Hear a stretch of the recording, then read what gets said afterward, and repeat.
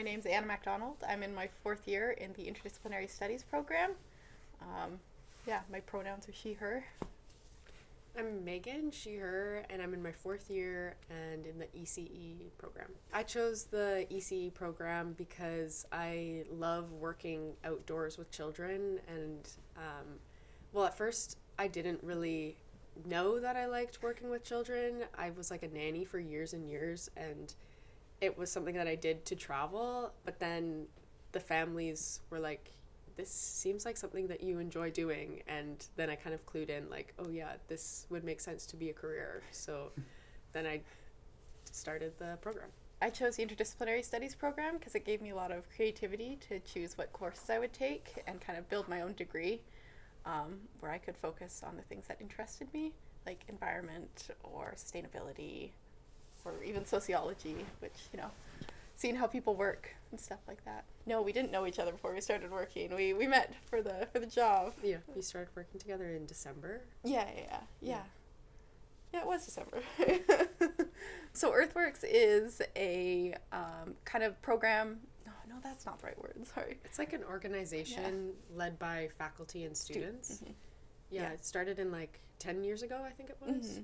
And focusing on just hosting events on campus around the environment, sustainability, just getting campus involvement in stuff related to the environment, and making sure that whatever students are interested in, it's kind of the events that we try to host. Organize events that are related to environmental justice and creating visibility to issues that are important to the students. I had some experience that helped me get this job in events building or event planning, because I worked at a hostel in Vancouver, and we were creating bar crawls and tours, and so that helped me with some knowledge about how to create events. And I guess I had volunteer experience, not so much with hosting events, but kind of with environmental activities. I volunteer at a fish hatchery and do habitat restoration and stuff when I can have some free time away from school.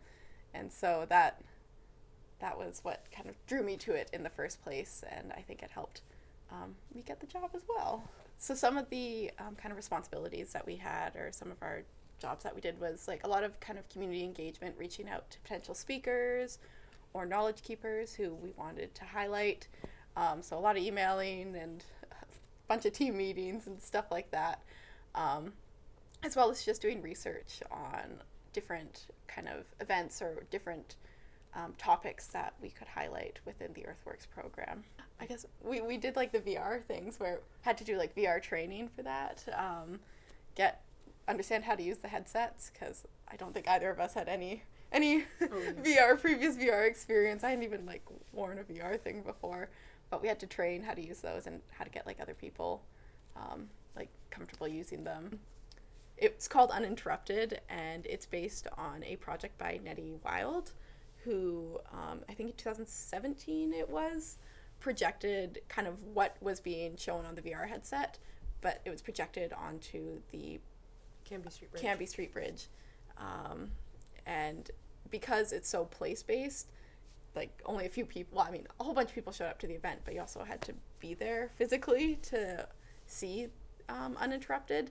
So over the years, they've adapted it to a VR experience, so they can take the VR headsets anywhere in the world, and you essentially get the experience of actually being under the Cambie Street Bridge and watching this kind of art project of salmon during their migration from an egg in the river to the ocean, and then from the ocean back again into their home streams to start the life cycle over again.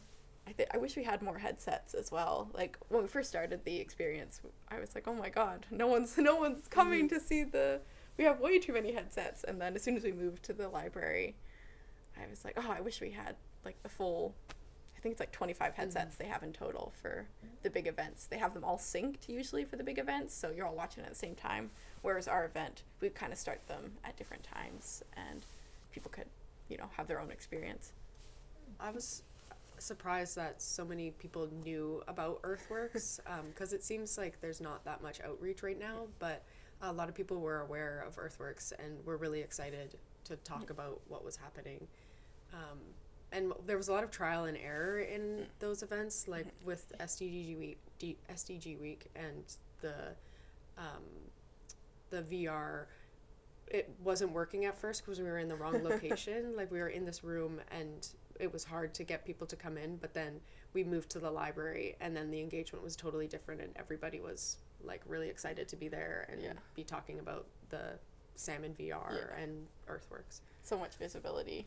Just switching locations really made people so much more engaged and so much more interested in what we were explaining, trying to talk about. Like, we had lines when before we were like dragging people in to participate in our events, but it was the right thing to do to switch locations, and I wish we had done that from the start, but hindsight's 2020.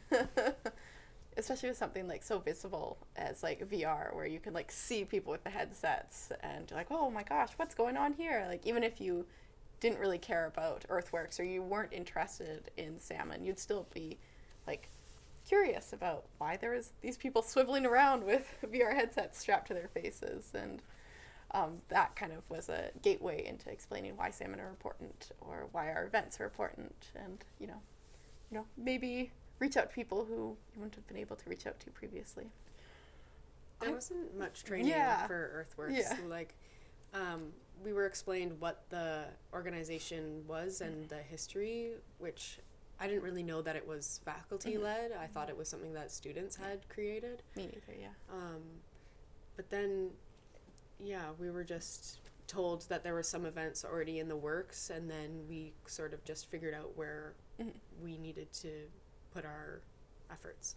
Yeah, and we kind of got to choose what we were like interested in and choose the focus. It was very much, I would say, like a lot of creative freedom to kind of just start, and there wasn't not a lot of training, just reach out to people, like make sure you include this in your email signature, and that was about it. Let us free into the world to round up people.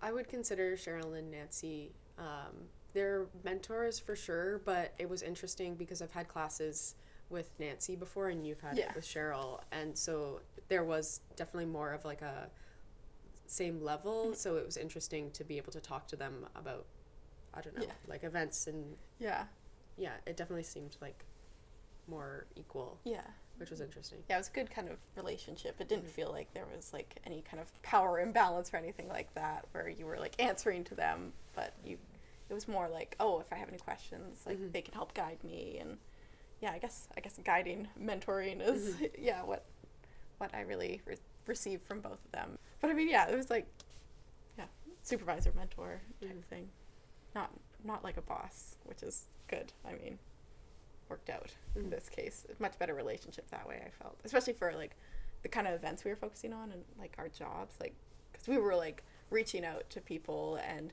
sometimes we were the primary point of contact for speakers and stuff like that. So we would be relaying all the information back to Nancy and Cheryl instead of them kind of relaying it back to us, which, interesting dynamic, but I liked it. It's not exactly the work that I expect to do after graduation, but it is connected somehow because I do want to work outdoors with children, and so it has gotten me thinking about environmental justice and what that looks like in practice with children. So it's not 100% what I would be doing, but it is connected to it. Yeah, I'm hoping to do kind of similar things after I graduate, focusing on like environment sustainability stuff. Maybe not so much like event hosting because I get a little bit nervous interacting with so many people, but I'm glad I had the experience of like getting other people engaged because it's something that I'm super passionate about, and I want others to be passionate about it too. I would say definitely it's a lot of freedom to kind of choose where the events are going to go.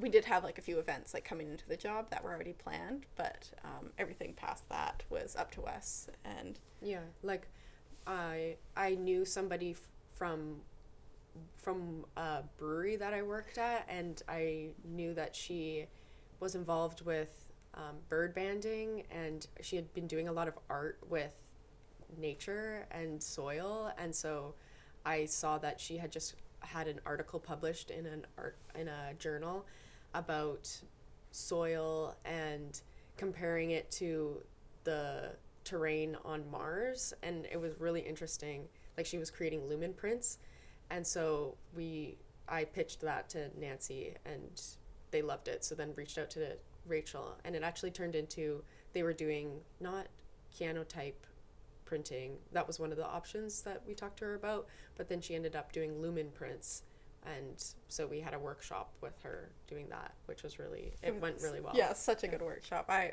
loved it so much. I hope they do it, like continue to do it, because I felt like it was such an engaging experience. And that's something like we never would have done without Megan's kind of connections and bringing in Rachel. So yeah, a lot of creativity to choose the events.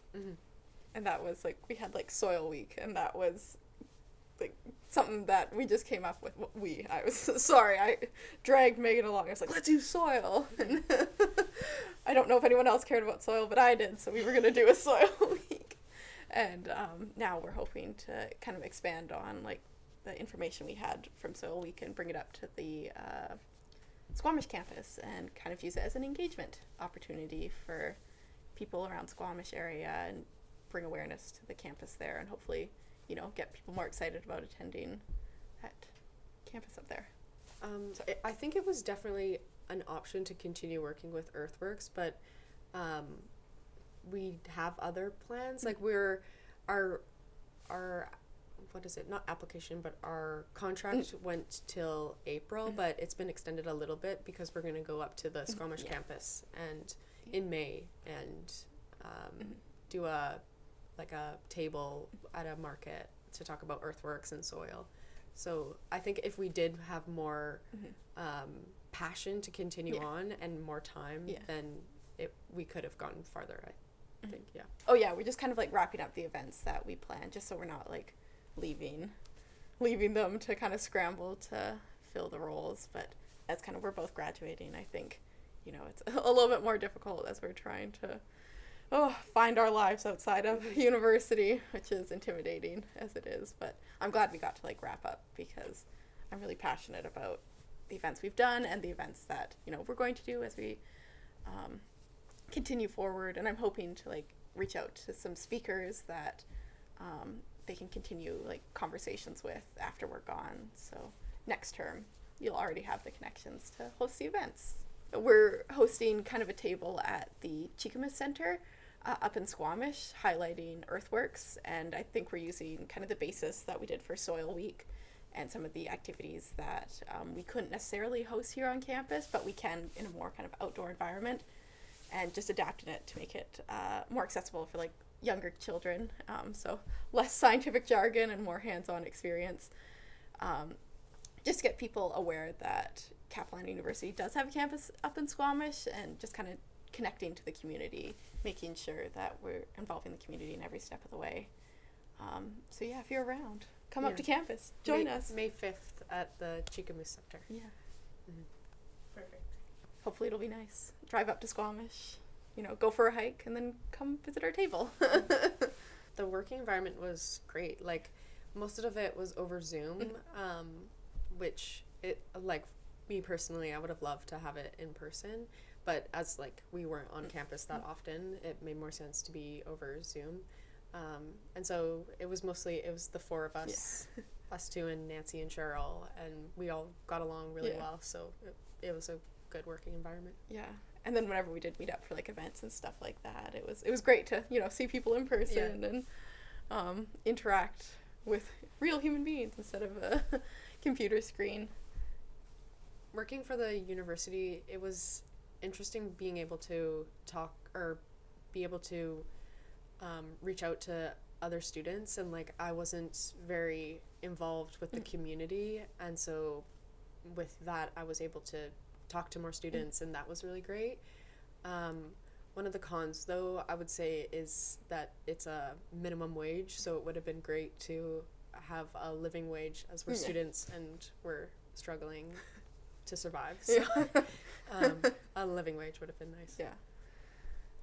Same. I really liked interacting with other people on campus, especially like people from different degree programs. I feel especially as you get kind of in the upper years of degree programs, you're surrounded usually by only people in your degree or who are in very similar degree programs. So it's interesting to talk from a wide variety of students, as well as just like being in different places on campus that I'd never go to, like the BOSA Center. Like I've hardly ever been up there, but we had 2 events up there, and it was really interesting to see kind of what's going on at the top of the hill. So, but yeah, I guess, con, is the kind of minimum wage, and I understand it's like, a university job, but also I just wish there was a student employee union to advocate for like research assistants like ourselves and other student employees so we can all kind of work together to make sure that we can sustain ourselves and our jobs, because I really enjoyed working here. But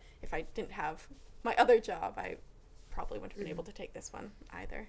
I think, we both work another job outside of this one, and this is kind of, at least for me, I felt like it was kind of more for the experience and the kind of connections you'd make through it, and just I really like the opportunity to get involved on campus, get involved with the community, as well as like get involved with the greater kind of environmental community. But the money definitely was not a factor. And especially with inflation, you can't afford anything these days.